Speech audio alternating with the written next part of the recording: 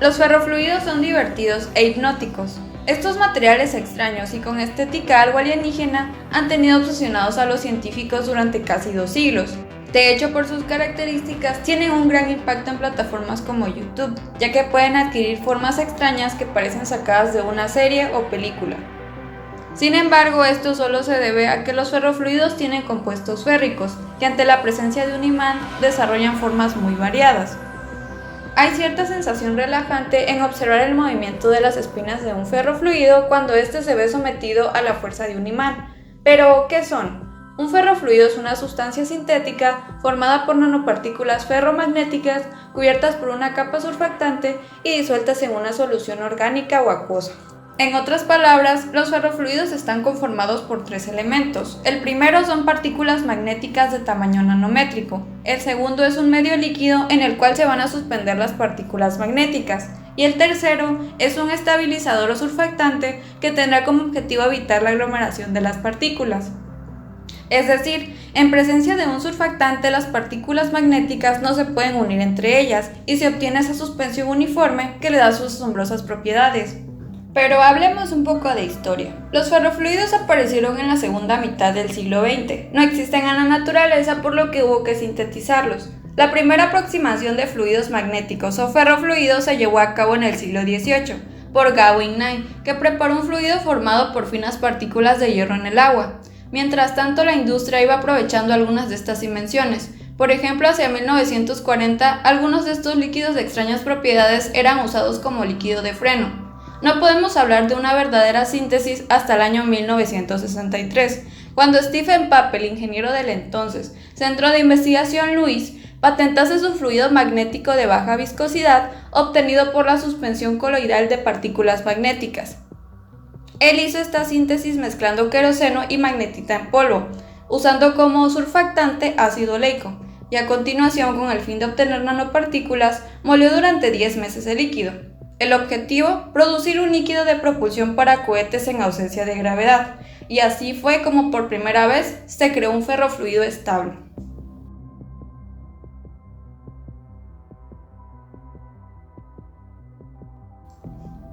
En 1964, Ronald Rosenzweig bautizó la rama como ferrohidrodinámica y un año más tarde, Stephen Papel pasaba a trabajar para la NASA en varios proyectos con estos materiales.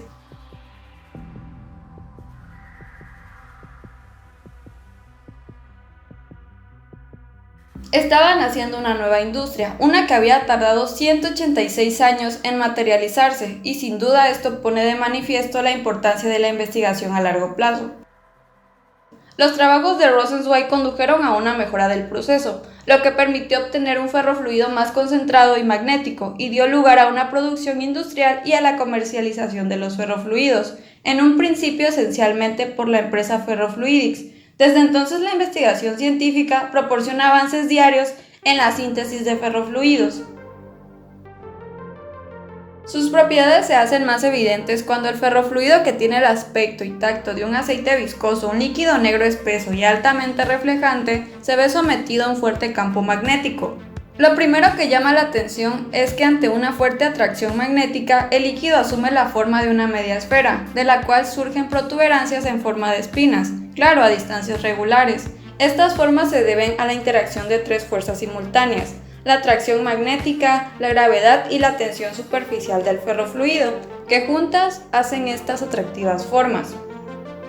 Un cambio en la posición o potencia de la atracción magnética y las espinas ferrofluídicas se mueven, cambian de dirección o empiezan a fluir hacia el imán o electroimán, desafiando así la gravedad como esperaba lograrlo Papel con el combustible.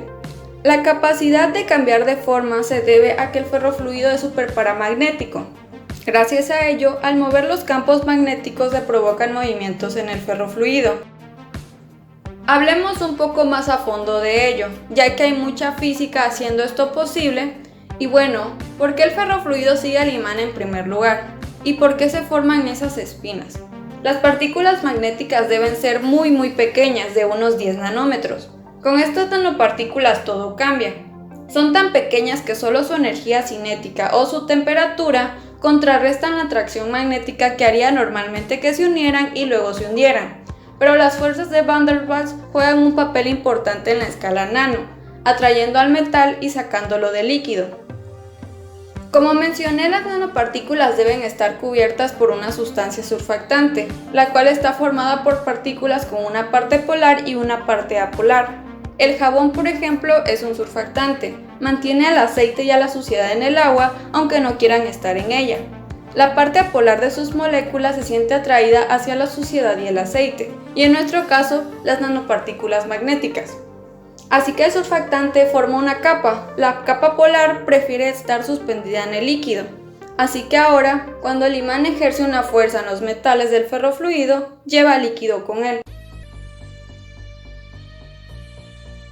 Las espinas del ferrofluido se forman debido al equilibrio entre la fuerza gravitatoria que empuja el líquido hacia abajo, la tensión superficial que busca minimizar la superficie por querer comportarse como si esta fuera una tela elástica, y el campo magnético que quiere que el metal se alinee con las líneas del campo magnético. El resultado son espinas. Los ferrofluidos están llenos de sorpresa, y en algunas ocasiones los científicos se encuentran con cosas que no parecen tener utilidad inmediata. Ocurrió con el láser, desarrollado como aplicación práctica de algunos desarrollos teóricos de Albert Einstein, cuya enorme utilidad solo se fue apreciando con el paso del tiempo, hasta ser la herramienta multiusos que es hoy. En otras ocasiones, los investigadores buscan soluciones concretas a determinados problemas y pueden acabar con un resultado que no se aplica al problema, pero abre nuevas oportunidades para la ciencia, la técnica y el arte. Es lo que ocurrió con los ferrofluidos. Al ver los ferrofluidos puede parecer que más allá de jugar con ellos y ver cómo adquieren formas hipnóticas increíblemente variadas, no tienen demasiadas aplicaciones, pero es todo lo contrario. Desde su invención los ferrofluidos han tenido muchos usos y del mismo modo se están investigando para encontrar nuevos. En medicina, por ejemplo, se han diseñado ferrofluidos biocompatibles, es decir, que pueden ser introducidos en el cuerpo y ser asimilados sin provocar complicaciones en el organismo. Una aproximación es introducir ferrofluidos en el cuerpo, llevarlo a las células de un tumor utilizando campos magnéticos y una vez en ellas, someterlo a un potente campo magnético para calentarlo, matando así a las células, mientras que las células sanas son más capaces de soportar estos aumentos de temperatura. Los ferrofluidos pueden llegar al centro de los tumores, mientras que muchos de los medicamentos de hoy en día solo atacan la superficie. Pueden utilizarse también como material de contraste en diferentes tipos de escáneres médicos, y hay además estudios en animales que muestran que ayudan a la comunicación de las neuronas mediante neurotransmisores, lo cual podría ayudar a los pacientes de ictus. Al igual que en la industria aeroespacial, por sus propiedades magnéticas y mecánicas, los ferrofluidos podrían servir para modificar la rotación de los vehículos espaciales en condiciones de ausencia de gravedad. Del mismo modo, se está investigando su uso como propulsor en satélites pequeños, pues los chorros de nanopartículas magnéticas podrían ayudar a mantener la propulsión después de abandonar la órbita terrestre. En la industria papelera se está experimentando el uso de ferrofluido en las tintas, y es que podría ofrecer una eficacia de impresión enorme. De hecho, una empresa japonesa ya ha inventado una impresora que usa tinta ferrofluídica. En medición, los ferrofluidos tienen potentes propiedades refractivas, es decir, la luz cambia de dirección y de velocidad al pasar a través de ellos. Esto hace que tenga un gran interés en el campo de la óptica, especialmente en lo que a analizar la viscosidad de soluciones se refiere. También en la industria automovilística, algunos sistemas de suspensión ya están utilizando ferrofluidos como fluido de amortiguación en lugar de aceite convencional, y de este modo permiten variar las condiciones de amortiguación en función de las preferencias del conductor o de la cantidad de peso que carga el vehículo. Existen algunas aplicaciones médicas a futuro. Por ejemplo, se han propuesto ferrofluidos para el direccionamiento magnético de fármacos. En este proceso, los fármacos se unirían o encerrarían en un ferrofluido y podrían dirigirse y liberarse selectivamente mediante campos magnéticos.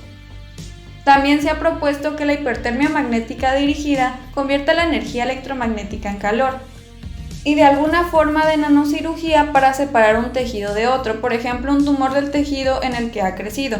Es posible elaborar un ferrofluido sencillo por medio de pequeñas partículas magnéticas mezcladas con aceite mineral, vegetal o automotor.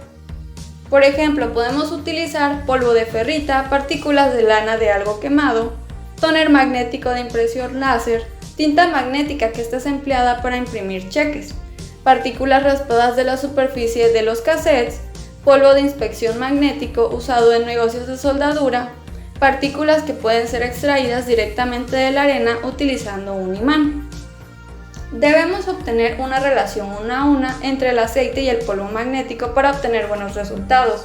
Sin embargo, estos fluidos no tienen buena estabilidad, tendiendo a la acumulación de las partículas y a la rápida pérdida de las propiedades.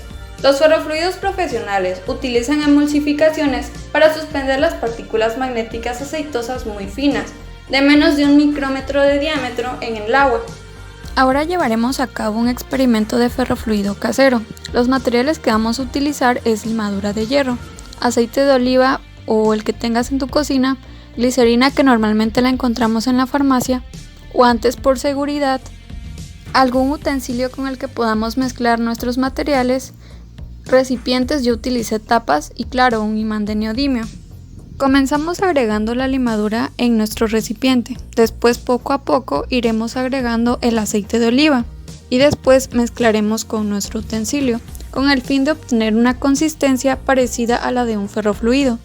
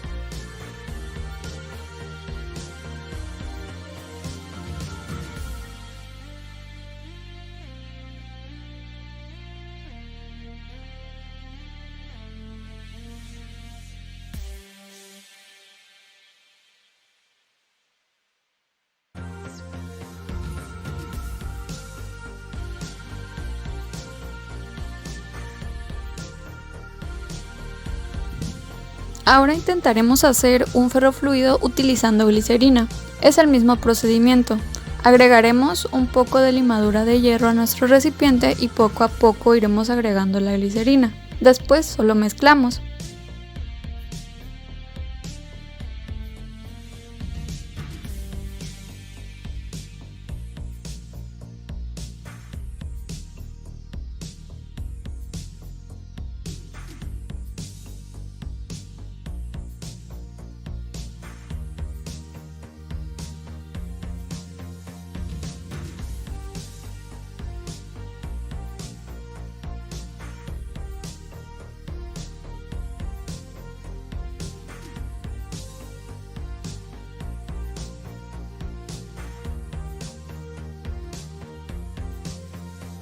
Aunque si tu imán de neodimio no es tan potente como el mío, puedes ir agregando a tu mezcla limadura de hierro y esto va a causar el efecto. Claro, tienes que poner el imán debajo de tu recipiente donde está la mezcla.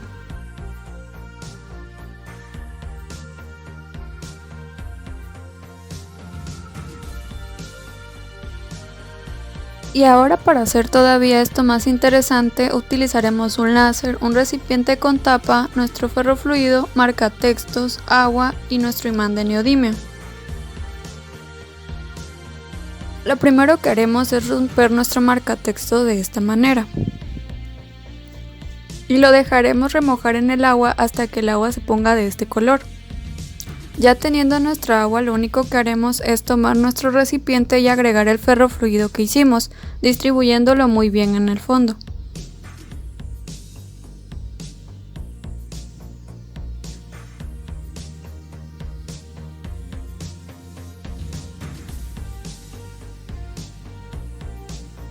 Después solo agregaremos el agua y taparemos el recipiente. Ya solo queda observar los resultados.